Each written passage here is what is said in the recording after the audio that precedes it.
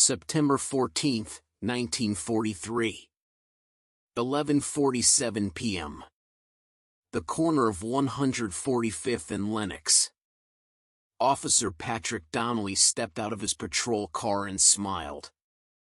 Not the smile of a man doing his job. The smile of a man who'd been waiting for this moment. Bumpy Johnson stood outside the Red Rooster, hands in his pockets, watching the street like he always did. Calm. Unbothered. A man who owned every block without ever raising his voice. Donnelly walked up slow, boots scraping pavement, nightstick tapping his palm. Well, Donnelly said, loud enough for the crowd to hear. If it isn't Harlem's favorite errand boy. The street went quiet. Bumpy didn't move.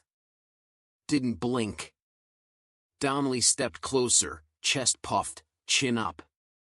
He was young, maybe 26, 27. Fresh out of the academy. Still thought the badge meant something up here. You deaf, boy? Donnelly said, louder now. I said you look like somebody's errand boy.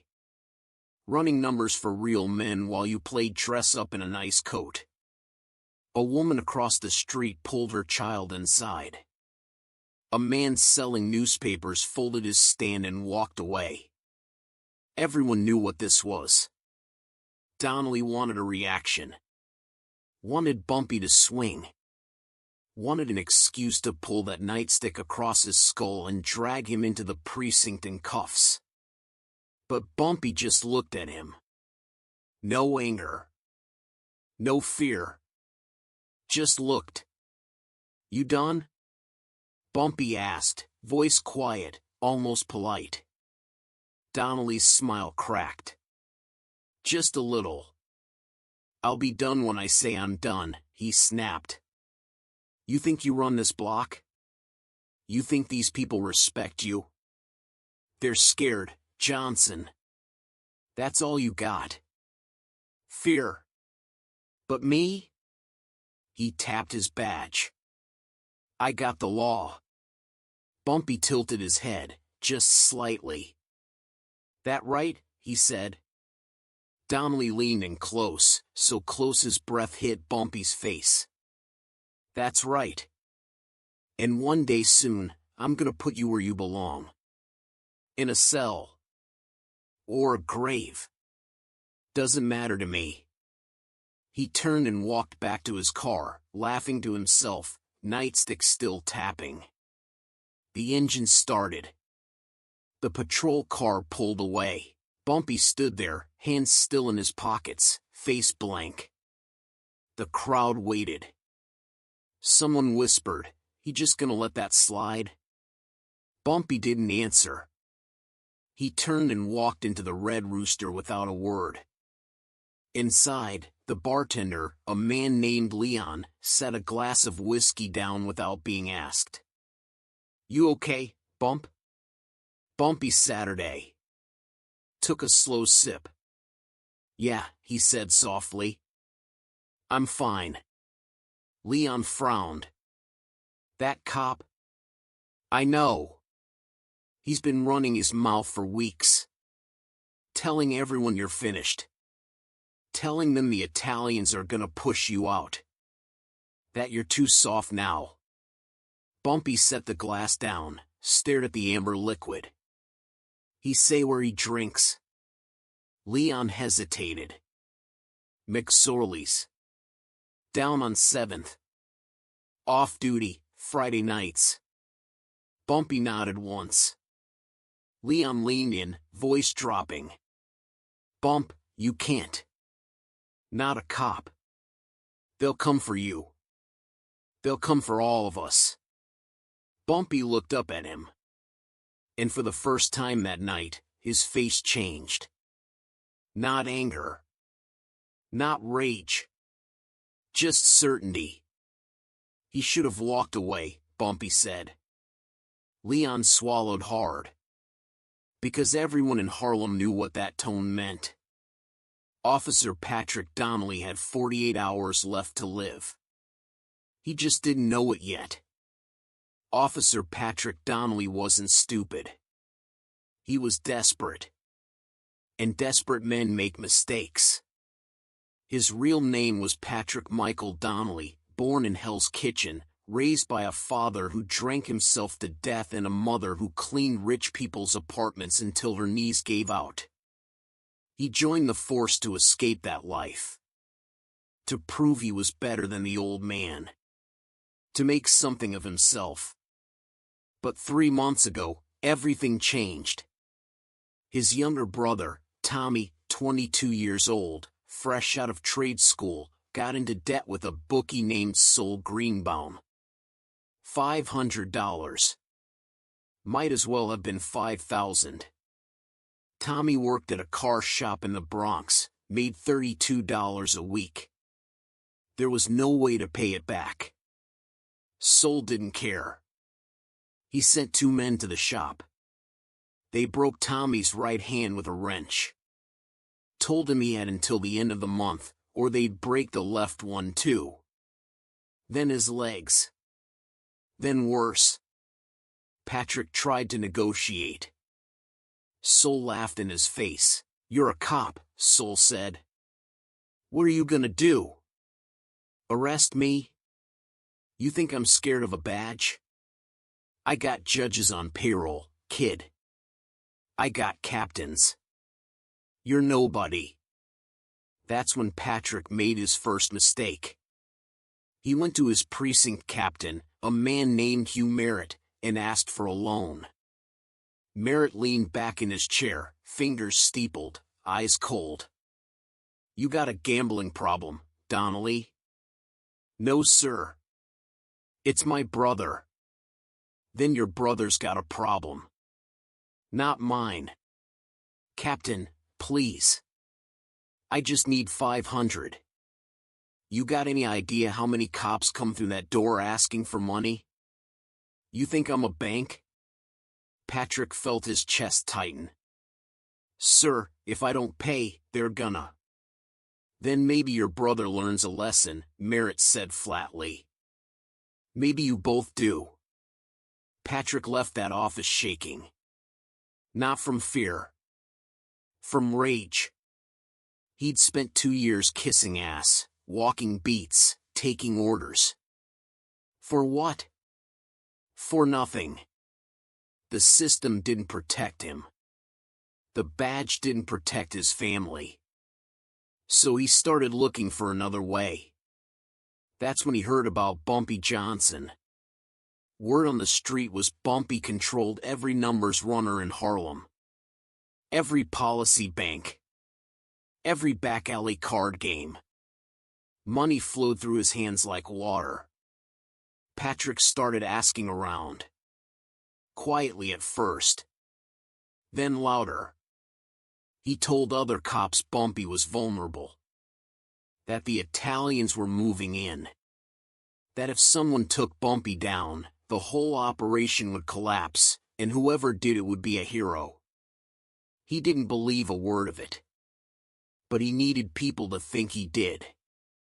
Because Patrick's real plan was simpler. He was going to arrest Bumpy Johnson on some bullshit charge, resisting arrest, disorderly conduct, whatever stuck. He'd drag him into the precinct, rough him up a little, make a scene. Then, quietly, he'd offer Bumpy a deal. $500. Cash. And Patrick would lose the paperwork.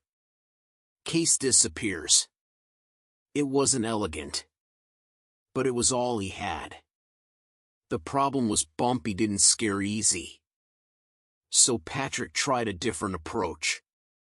He started mocking him in public. Calling him names. Pushing him. Trying to provoke a reaction. Because if Bumpy swung first, Patrick could arrest him legitimately. And once Bumpy was in cuffs, once he was sitting in that holding cell, Patrick would make his pitch. It made sense. At least, it did in Patrick's head. What Patrick didn't know, what he couldn't know, was that Bumpy Johnson didn't negotiate.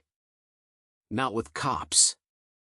Not with anyone who disrespected him in front of his people.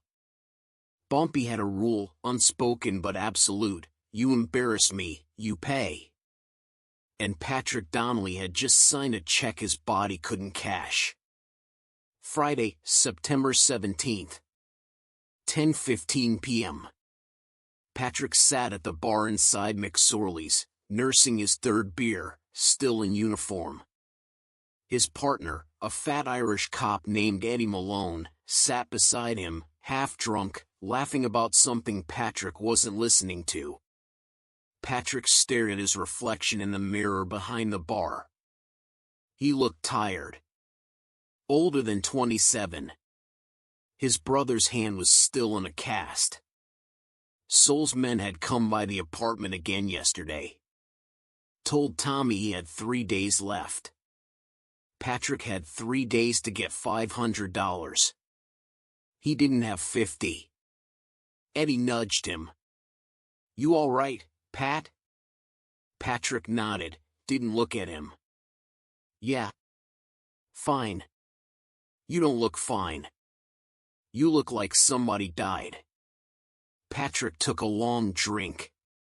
"Nobody died," he said quietly. "Not yet. But somebody would. He just didn't know it would be him." Saturday, September 18th. 2:30 p.m.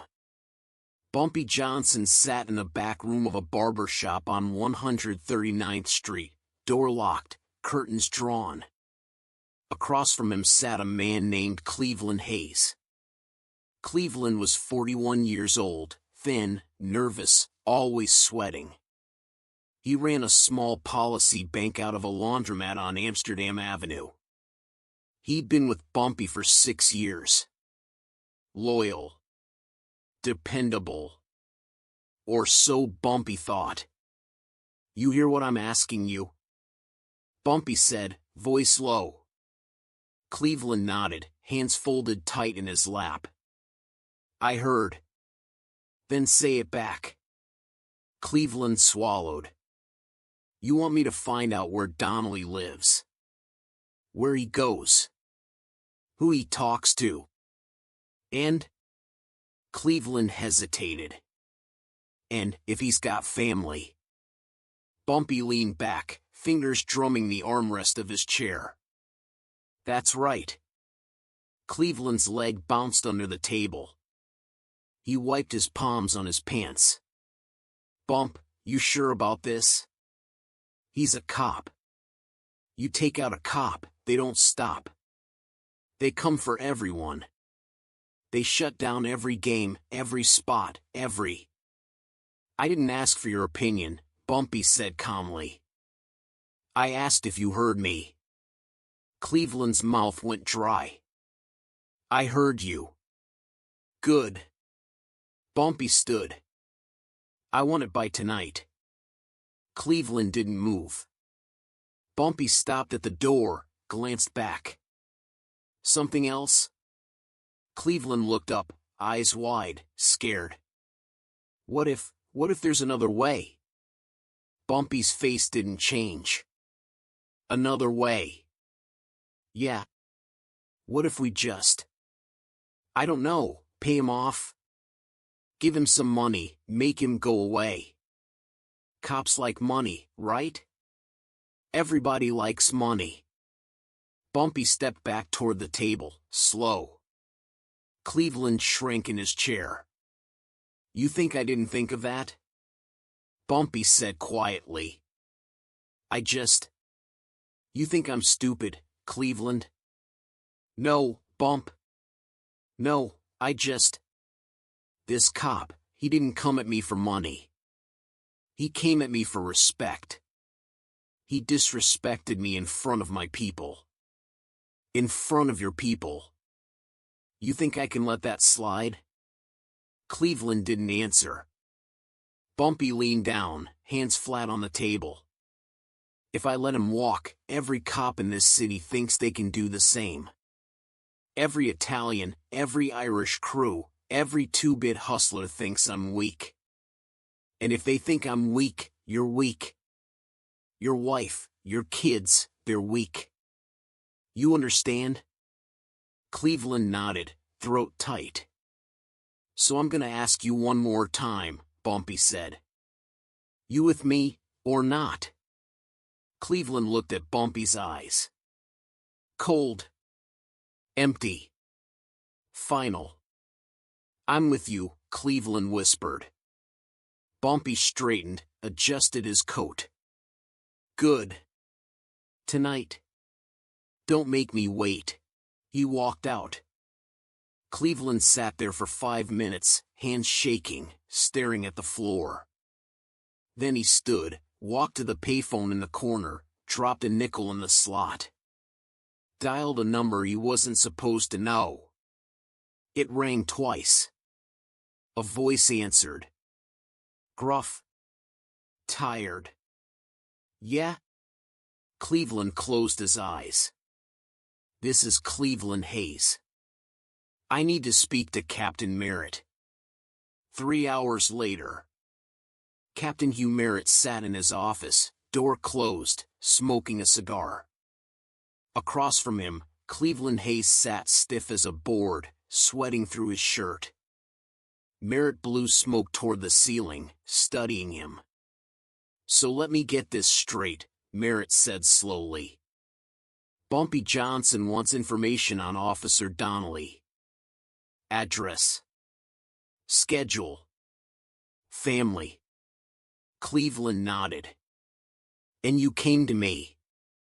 I didn't know what else to do, Cleveland said, voice cracking. If I don't help him, he'll know.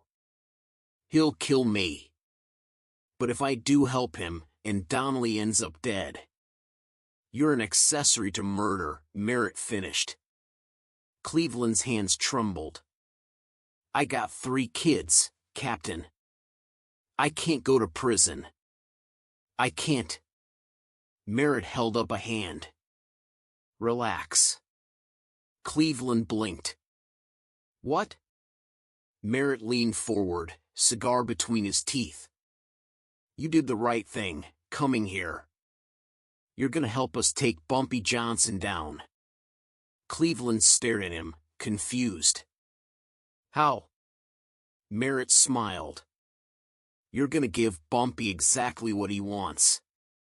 Cleveland's stomach dropped. I don't understand. You're gonna tell Bumpy where Donnelly lives.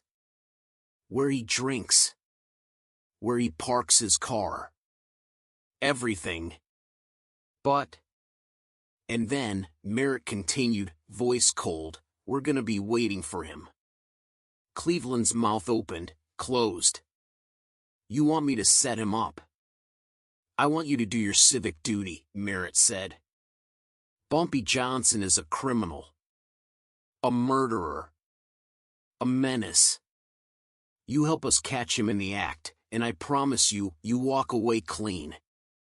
New identity if you need it. Protection. Money. Cleveland looked at his hands.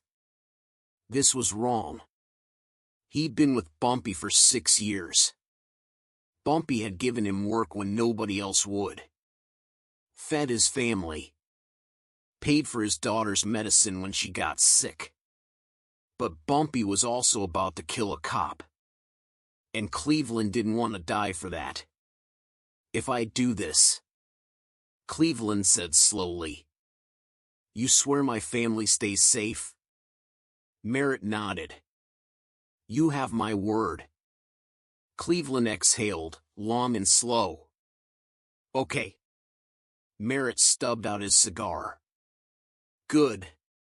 Now here's what you're gonna tell him. Sunday, September 19th. 9 p.m. Cleveland walked into the Red Rooster, found Bumpy at his usual table in the back. He sat down, slid a folded piece of paper across the table. Everything you asked for, Cleveland said quietly. Bumpy unfolded it. Read it. No expression. Where'd you get this? I got a cousin who works dispatch. Owed me a favor. Bumpy studied him for a long moment.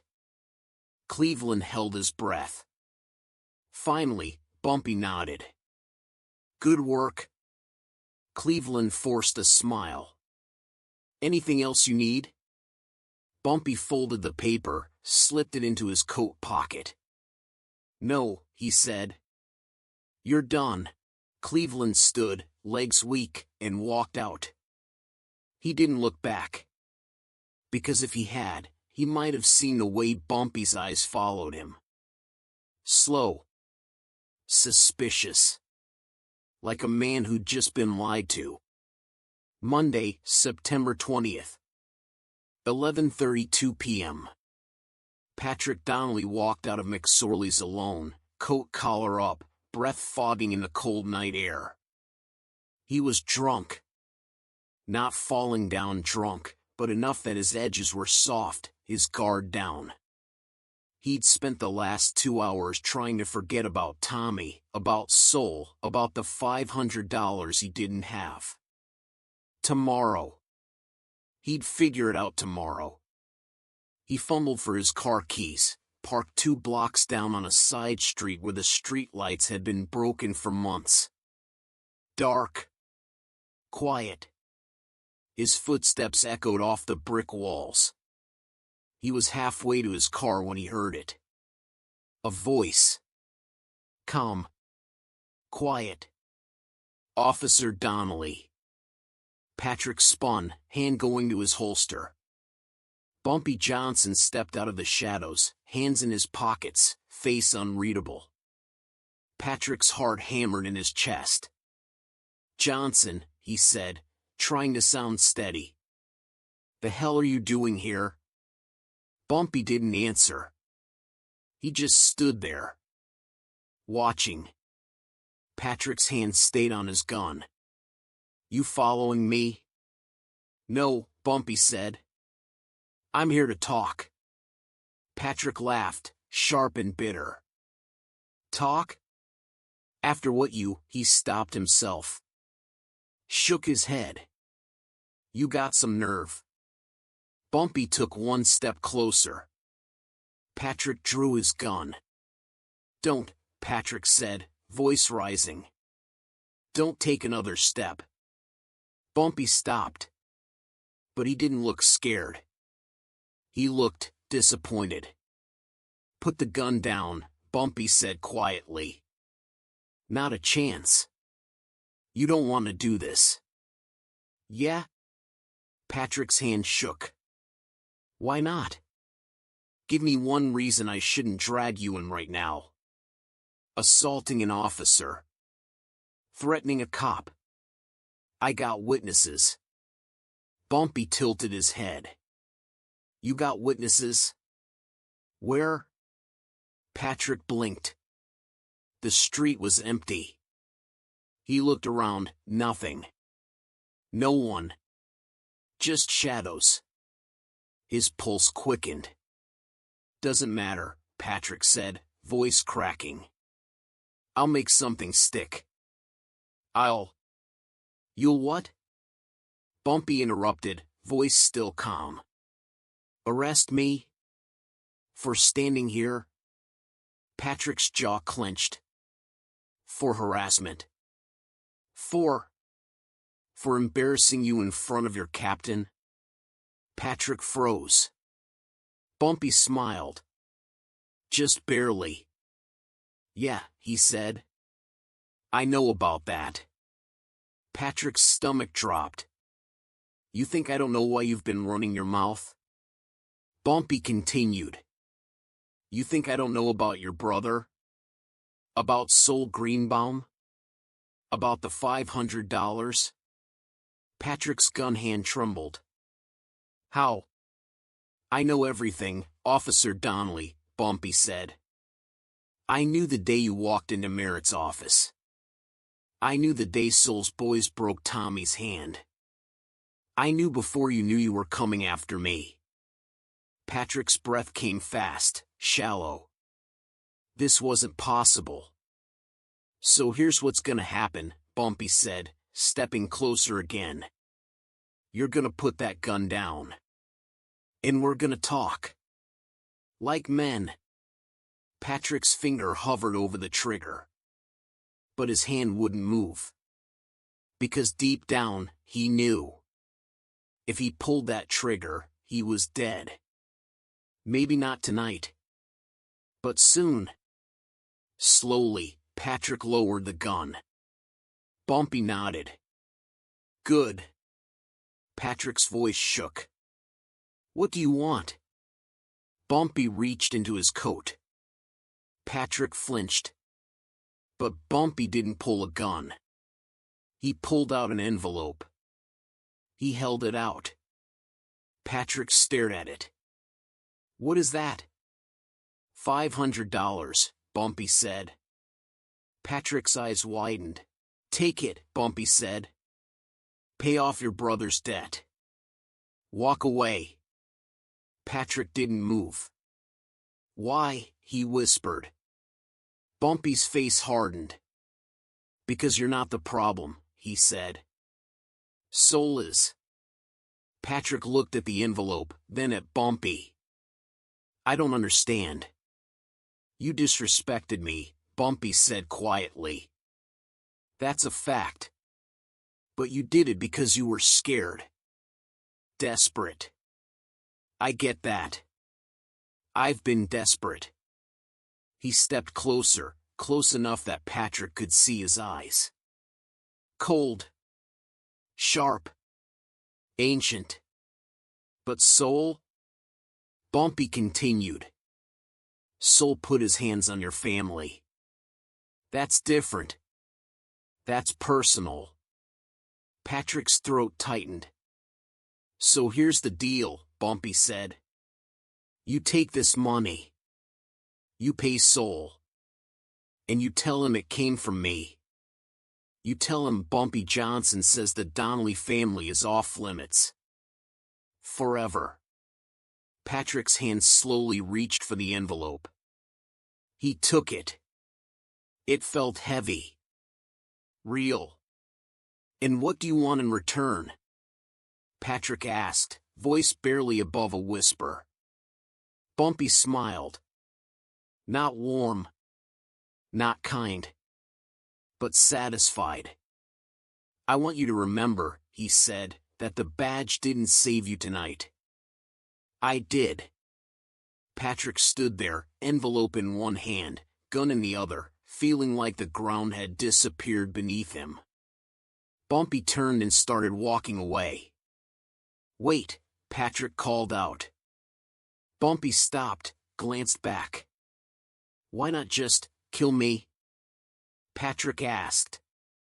Everyone says that's what you do. Someone disrespects you, they disappear.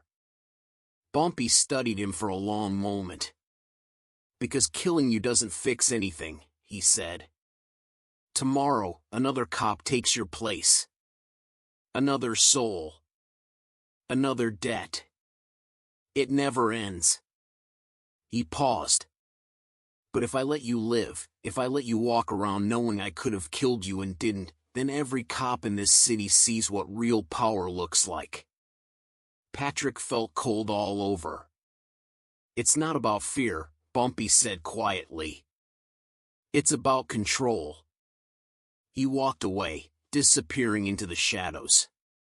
Patrick stood there alone, envelope clutched in his hand, gun hanging limp at his side. He thought he was hunting Bumpy Johnson. But the whole time, Bumpy had been hunting him. Tuesday, September 21st. 8:47 a.m. Captain Hugh Merritt sat at his desk, phone pressed to his ear, face red.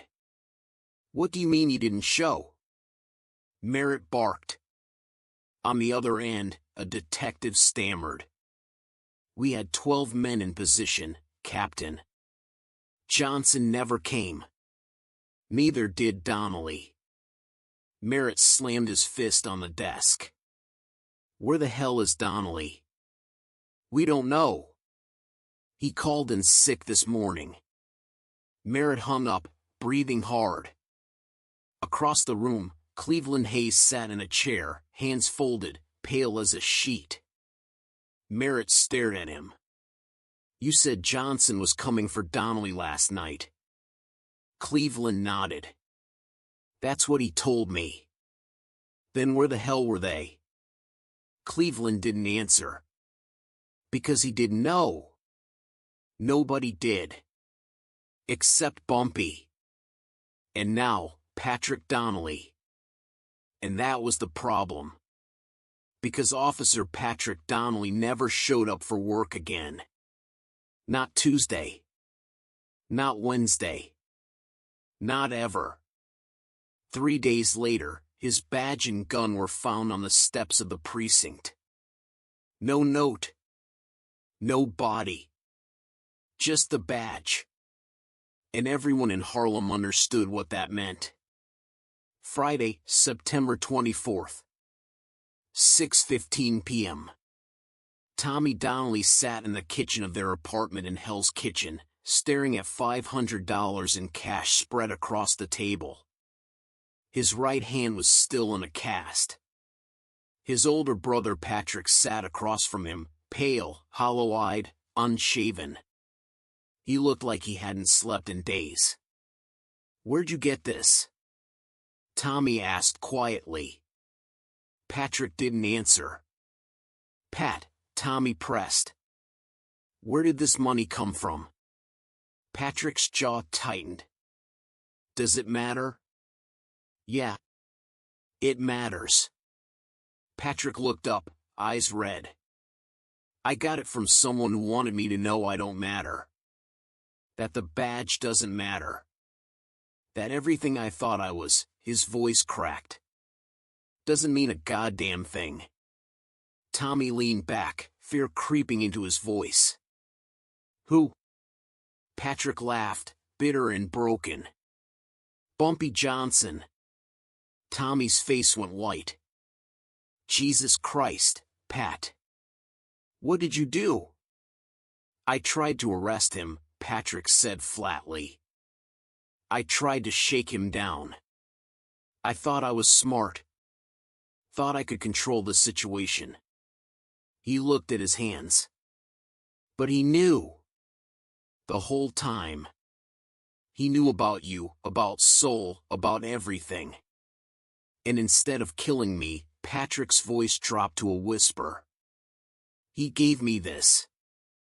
Tommy stared at the money like it was a snake. You have to give it back. I can't. Pat. He said if I take it, Soul leaves us alone. Forever. If I don't take it. Patrick trailed off. He didn't have to say what happens. Tommy shook his head. This is wrong. You can't take money from a criminal. You're a cop. Patrick laughed again, harsh and empty. I was a cop. Tommy frowned. What are you talking about? Patrick stood, walked to the window, stared out at the gray street below. I can't go back, he said. If I go back, Merritt's gonna ask questions. He's gonna want to know why I wasn't where I said I'd be. Why Johnson didn't show. And when he finds out I took money from Bumpy, Patrick's voice hardened. I'm done. They'll bury me. Prison or worse. Tommy stood, panic rising. So what are you gonna do? Patrick turned, and for the first time, Tommy saw something in his brother's eyes he'd never seen before. Defeat. I'm leaving, Patrick said. What? Tonight. I'm taking a train to Chicago. Maybe Detroit. Somewhere they don't know my name. Tommy's heart pounded. You can't just leave. What about Ma? What about? You'll take care of her, Patrick said. Use that money. Pay Soul. Get her out of this neighborhood. Get yourself out. Pat, this is insane. Patrick grabbed his brother by the shoulders, hard. Listen to me, he said, voice shaking. I'm dead if I stay. You understand? I embarrassed Bumpy Johnson. I went after him.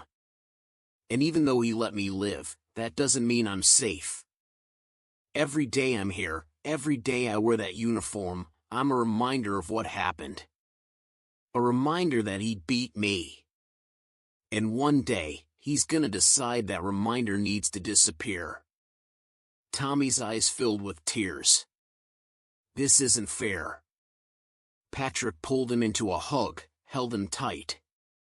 No, he whispered. It's not. He let go, grabbed a small duffel bag he'd already packed, and walked to the door. He looked back one last time. Tell Mom sorry. Then he was gone. Tommy stood there, alone, staring at $500 that had just cost him his brother. That same night, Sol Greenbaum sat in the back of a cab heading uptown, whistling to himself. Business was good.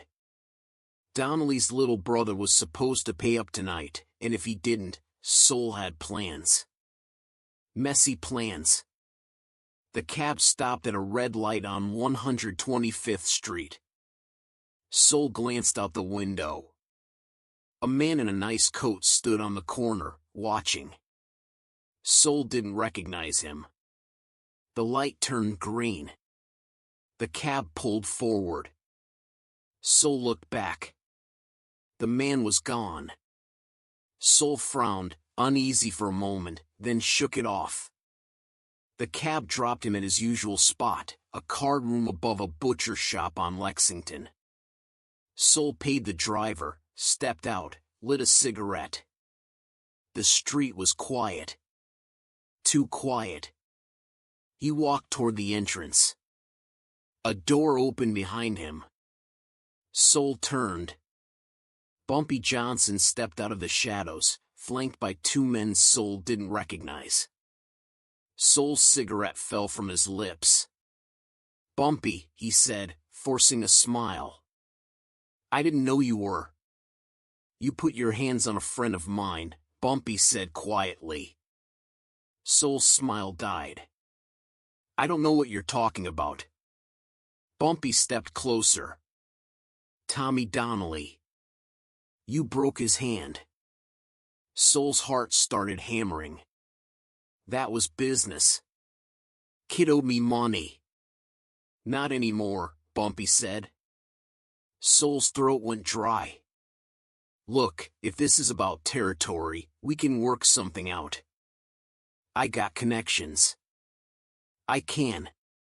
This isn't about territory, Bumpy said. He nodded. The two men grabbed Sol by the arms. Sol tried to scream, but a hand clamped over his mouth.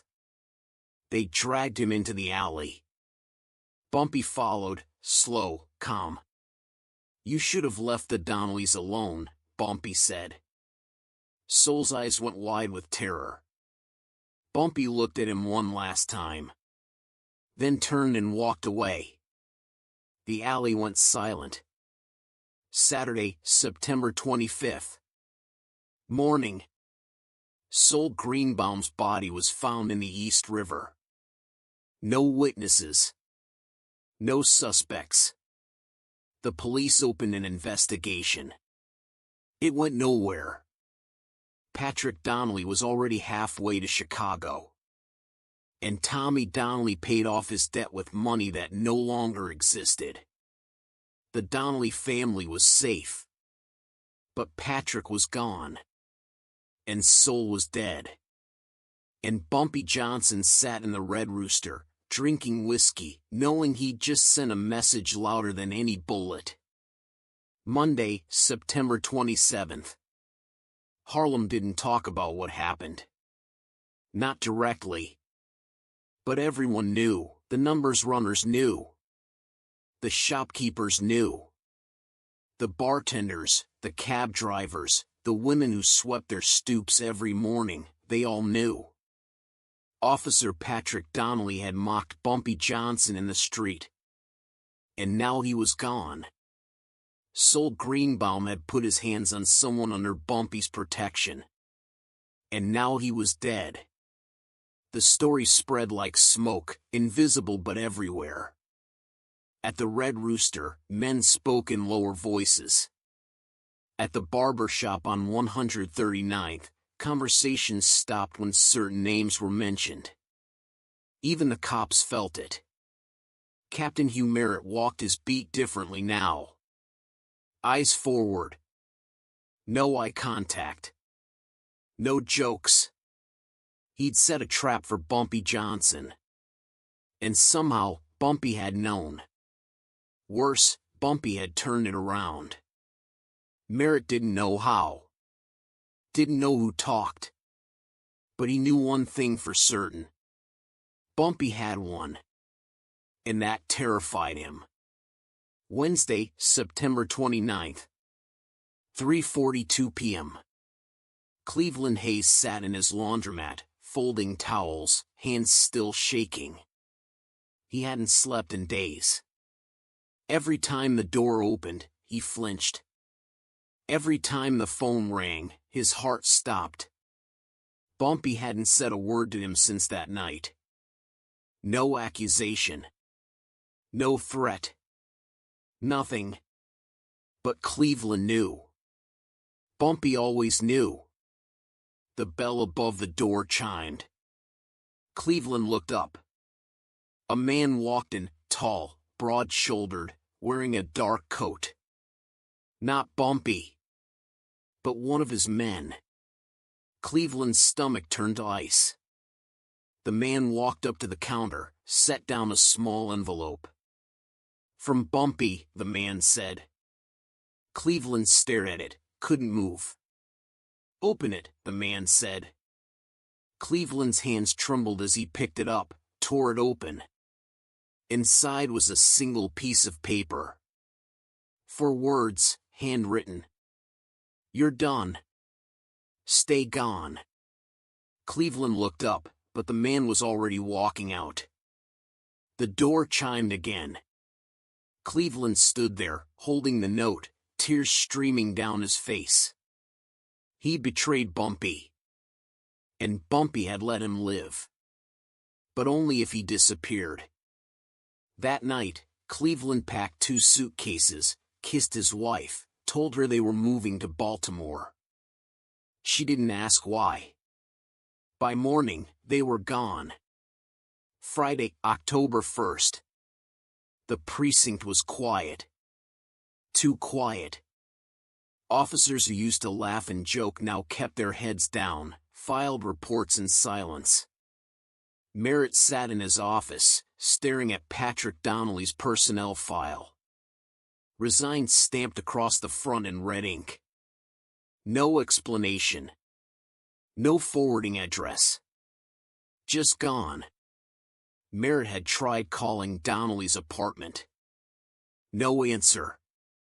He'd sent officers to check. Empty. It was like Patrick Donnelly had never existed. Merritt closed the file, leaned back in his chair. He'd underestimated Bumpy Johnson. They all had.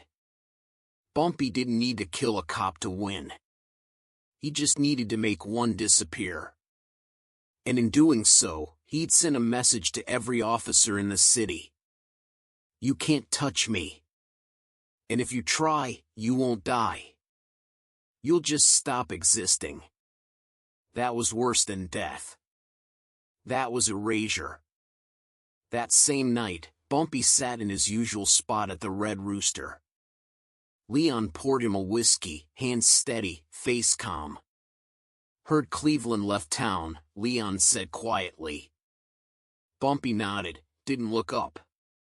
Heard Donnelly did too. Bumpy took a slow sip. Good, he said. Leon wiped down the bar. People are talking, Bump.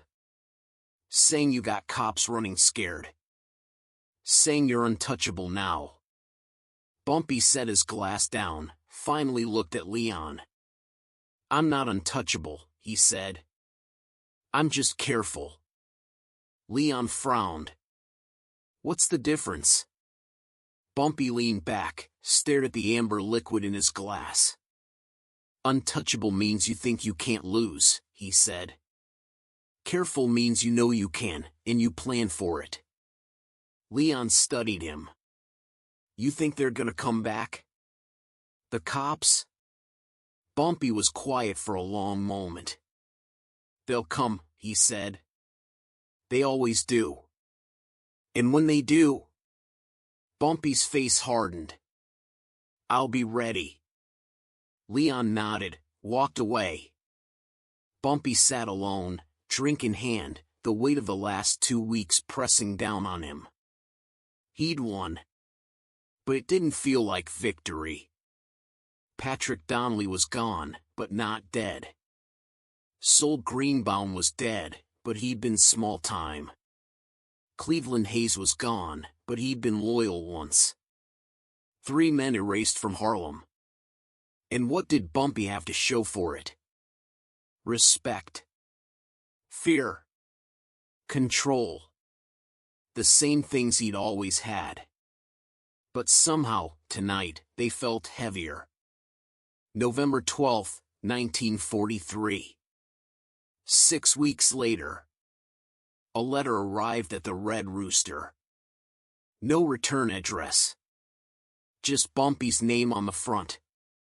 Leon brought it to him, set it on the table. Bumpy stared at it for a moment, then opened it. Inside, a single page. Handwritten.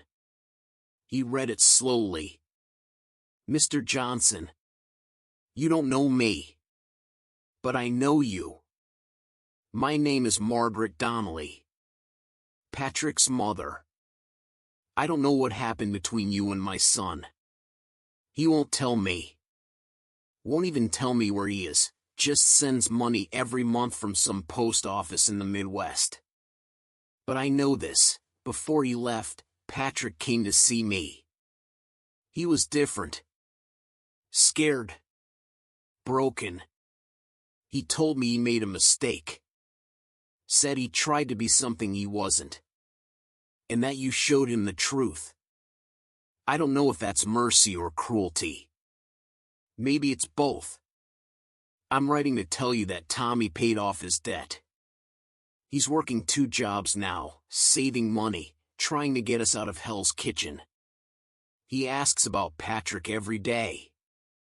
I lie and tell him his brother's doing fine. But I don't think he is. I don't think any of us are. You gave my son his life. But you took something too. Something I can't name. I don't know if you'll read this. I don't know if you care. But I wanted you to know, Patrick's gone. And we're the ones who have to live with that. Margaret Donnelly. Bumpy set the letter down. Stared at it for a long time. Leon walked over, refilled his glass. Bad news? Leon asked. Bumpy didn't answer. He folded the letter, slipped it into his coat pocket, and stood. Where you going? Leon asked. Bumpy walked toward the door, stopped, glanced back. To remind myself why I do this, he said quietly. Leon frowned. And why's that?